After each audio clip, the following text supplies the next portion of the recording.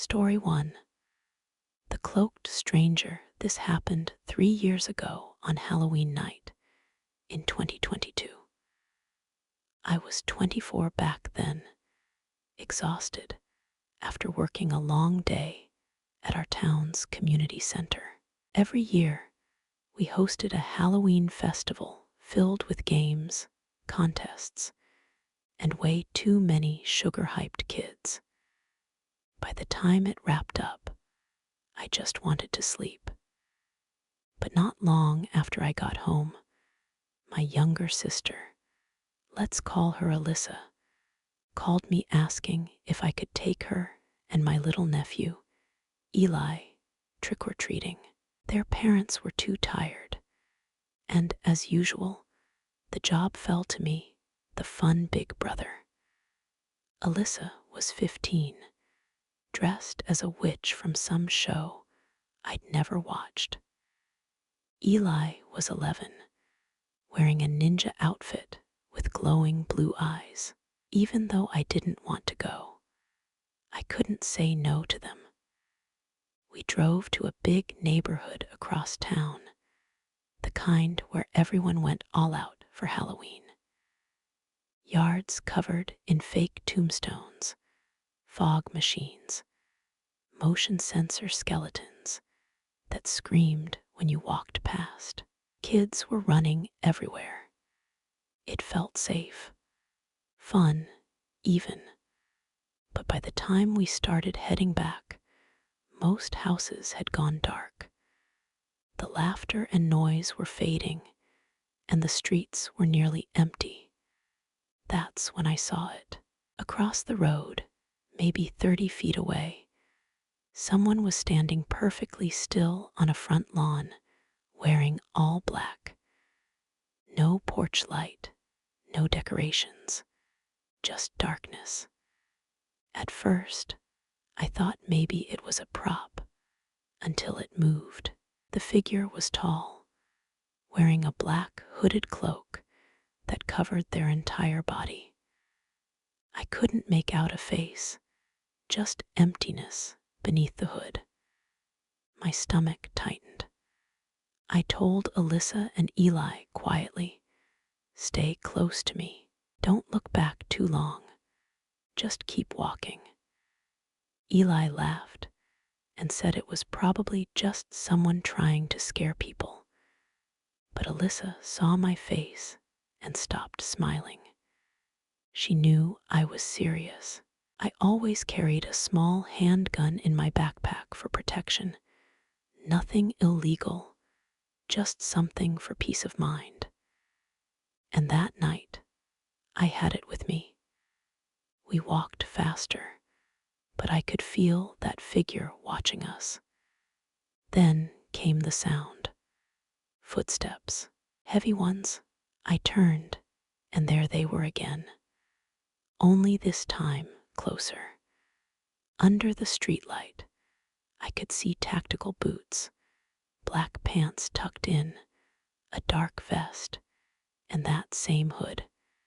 Whoever it was following us deliberately. My voice shook a little as I told the kids, "Listen carefully. Keep walking. Don't run. Don't look back." My heart was pounding so hard I could feel it in my throat. When we reached the car, I turned around. The figure was still approaching, slow and steady. That's when instinct kicked in. I drew my gun and aimed it directly at them. "Why are you following us?" I shouted. The figure froze, then raised their hands and pulled off their mask. It was a woman, maybe in her 30s. Her eyes looked empty, her face pale under the streetlight. "I'm an undercover officer," she said in a flat, robotic tone. "There was a break-in earlier. You matched the description." I hesitated, lowering my weapon slightly. But something about her didn't add up. Why would an undercover cop wear a cloak? Why follow a family instead of identifying herself immediately. When I asked her that, her expression changed. She smiled, a slow, crooked smile that made my skin crawl. "If you didn't have that gun," she whispered, "tonight would have gone very differently." Then, from behind her, 4 more figures stepped out from between the houses, all dressed in black tactical gear, faces completely covered. I grabbed the kids, shoved them into the car, and floored it. As we sped off, I looked into the rearview mirror. The woman was still standing there, that same twisted smile frozen on her face. A few days later, I got a text from an unknown number. No message, just a picture.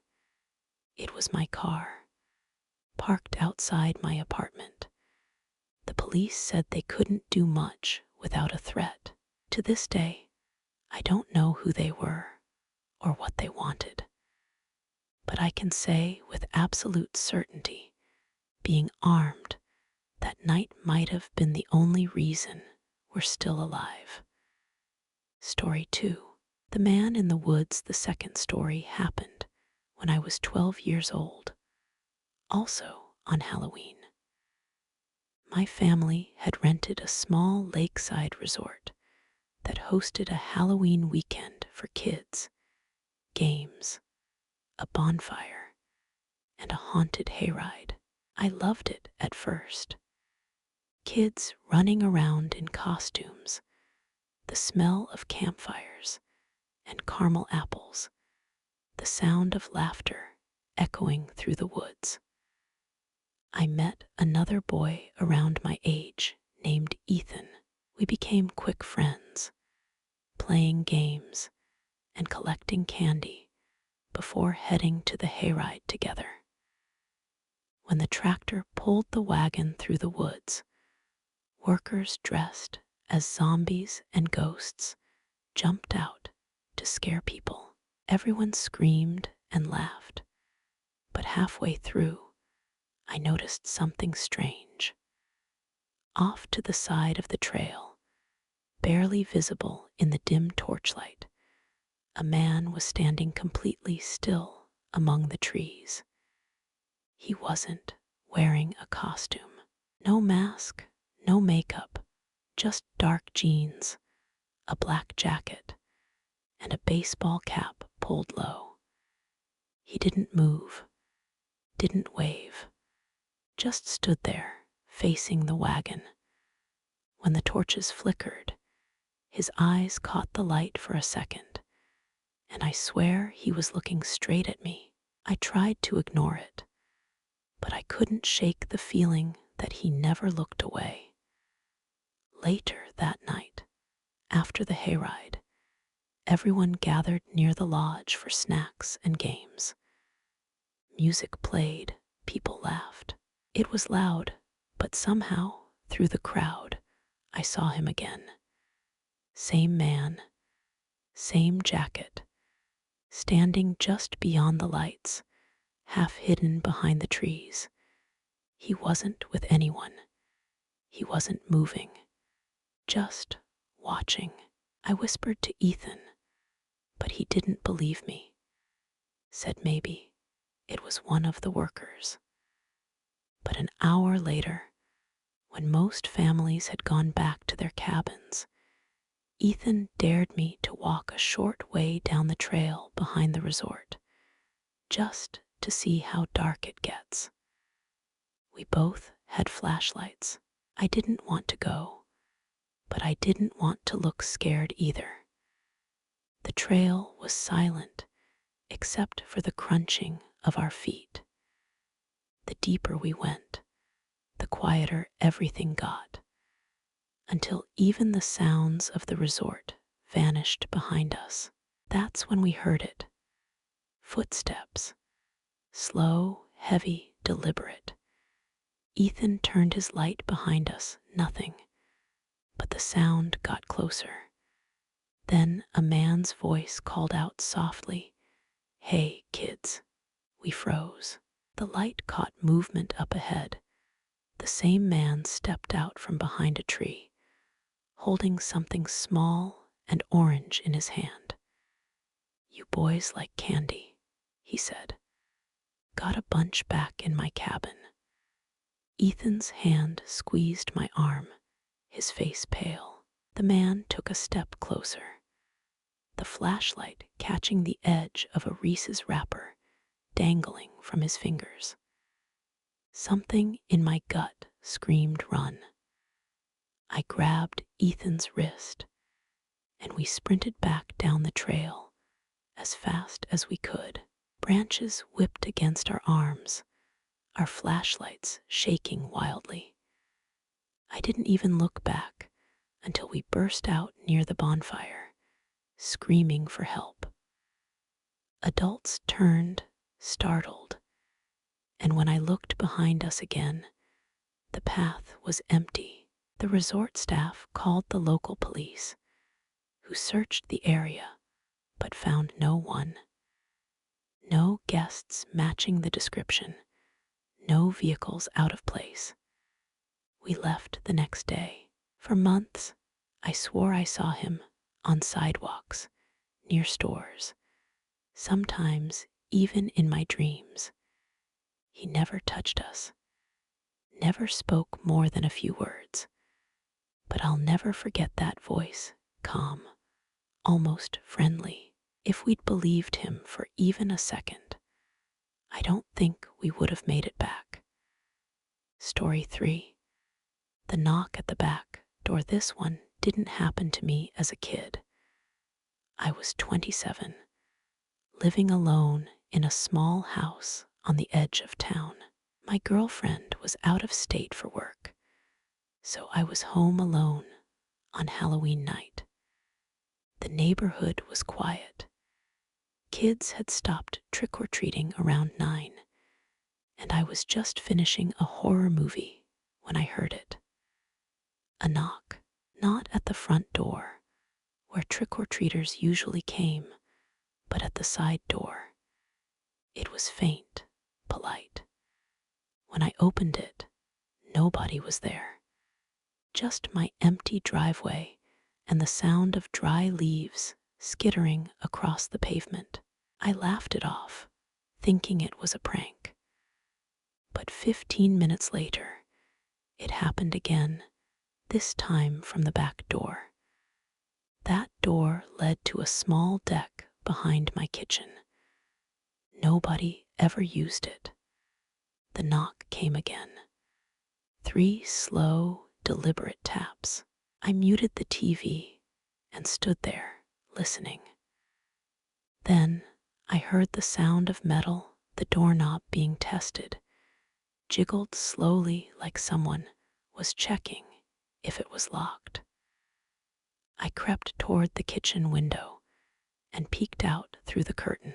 A man was crouched by the door, wearing dark clothes, a cracked Halloween mask pushed up on his head, and in his hand, a crowbar. He wasn't panicking. He wasn't rushing. He looked calm, too calm. I backed away quietly, heart hammering in my chest, and called 911 in a whisper. The dispatcher told me to stay hidden, keep the line open, and not to engage. From the top of the stairs, I could still hear him moving around, the sound of metal scraping against the doorframe, then silence, and then the sound of glass cracking. He'd moved to the basement window. I told the operator, my voice shaking, "He's breaking in." She said the police were on their way. Seconds dragged into minutes. I could hear him circling the house, testing different entry points. My breathing felt so loud I thought he could hear it. Then, flashing red and blue lights swept across the window. The man bolted. I ran to the front, watching through the blinds as two officers tackled him on my lawn. When they cuffed him, they found a crowbar, duct tape, zip ties, and later, a handgun in his backpack. He wasn't some random burglar. He had a record of home invasions and worse. The officer told me quietly, "You got lucky tonight." I didn't feel lucky. I felt violated, knowing he'd been out there watching my house for who knows how long. To this day, I can't sit through a horror movie on Halloween without flinching every time the floor creaks. Because the real monsters don't wear masks for long.